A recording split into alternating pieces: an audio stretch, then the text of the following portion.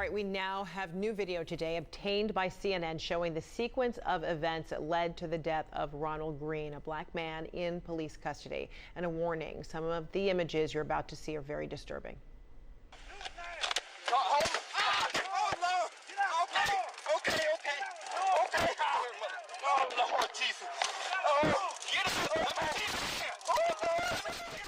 Louisiana State Police just released this footage, which includes 9 different body cam and dash cam video clips. Greene's death happened over 2 years ago. His family says police told them initially that he died on impact in a car crash. I spoke with Greene's mother, Mona Harden, last hour, and she told me she is disgusted by this whole situation. They have no credibility. They continue to try to shy away from and shine the light on other issues that has nothing to do with my son's murder. I'm disgusted. I just haven't grieved, and I haven't even screamed. I haven't cried. And there's no empathy for how they do another human being, and they let the families continue to suffer. The case is now the subject of a federal civil rights investigation involving the FBI, the Department of Justice, and the Attorney General's office.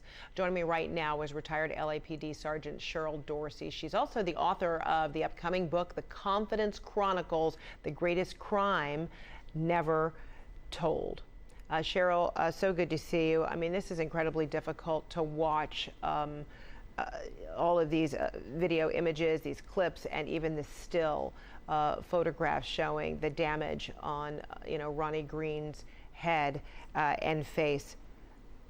How stunned were you when you saw all of these images and video? Well, I was very disturbed for sure, but I was not stunned. I remember this incident clearly when it happened 2 years ago, and I knew then, because I know what I know, that they weren't being honest about what happened in this incident, and I found it very peculiar at the time that the officer who we hear speaking so aggressively to Mr. Greene was involved in a solo car accident within close proximity to this incident. And so I knew that it was going to be problematic, and we understand why the state troopers have been hiding this information for 2 years. And so now we've heard from one of their spokespersons that officers have been disciplined as if that's supposed to somehow calm everyone down. One of the officers was given a 50-day suspension. Others remain on the job, and one more has been relieved of duty. Why? Probably for something very similar. So it's not until there's a death involved that we hear nationally about the things that people in those communities deal with day in and day out. So you say, you understand why they were hiding this because it is so heinous, but then that's why it's also so confusing. They had body cams on. They knew that these were being recorded, but now this speaks to the level of and the multi-layered, cover up here, because a whole lot of people either saw that video long ago, stored it, made sure that it wasn't released. I mean, what do you believe the sequence of events were when that body cam is on and images are being recorded? To whose hands does it go? Who gets to see it? And how can it sit for so long? Well, if they were on top of their game, certainly everybody should see it. The patrol supervisor, who's going to ultimately have to write a report relative to what happened or didn't happen and lie, acquiesce that misconduct, that murder. The police captain should surely be brought in to know what occurred and on up the chain of command. And so I always say, Fred, the fish rots from the head. They knew that this information was out there and existed. And people ask often, why do officers engage in this activity when they know they're being filmed? Because they get tunnel vision. And this is not an uncommon occurrence at the end of a foot pursuit or vehicle pursuit when officers want to punish someone.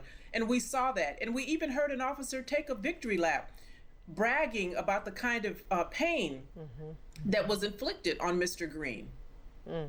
So we are seeing this instance, Ronnie Greene being beaten, abused, and he dies. What does this exemplify in your view in terms of, you talk about the demeanor of the officers who were patting each other on the back, who were saying, job well done, essentially. What does this tell you about this kind of pattern of practice absent of the body cam videos, which have only been around for, under 10 years. It corroborates what everyone has been saying for decades about police and aggressive behavior, brutality, assault under the color of authority, all of that. We did not know any of this stuff was going on pre-Rodney King, right? That was the first time, and everybody was clutching their pearls like this was an abomination and a one-off, but we know that this happens regularly. I know for a fact that officers put hands on folks at the end of a pursuit. And we've heard, even from the FBI in 2006 and again in 2015, about the KKK infiltrating these police departments, 18,000 across these United States. And some folks come on for the sheer purpose of inflicting harm and danger, murder to Black and brown people. This is according to the FBI. There are reports of chiefs on police departments who give out dinner cards in Williams County Sheriff's Department in Texas to their officers who abuse folks. LA County Sheriffs, Alex Villanueva, he knows this goes on. They go out and get tattoos and have celebratory barbecues when officers hurt people or kill folks. And so how do you stop this? And now, more than 400 days after Ronald Greene's death, several investigations are underway. But do you see now that even evidence of this crime, this killing of Ronnie Greene, will now lead to perhaps probes of other mysterious deaths in police custody? Do you see this, as having long tentacles to reopen other cases? It certainly should in the case of every officer that was involved in this incident with Mr. Greene, much like the case of George Floyd, those officers that were involved.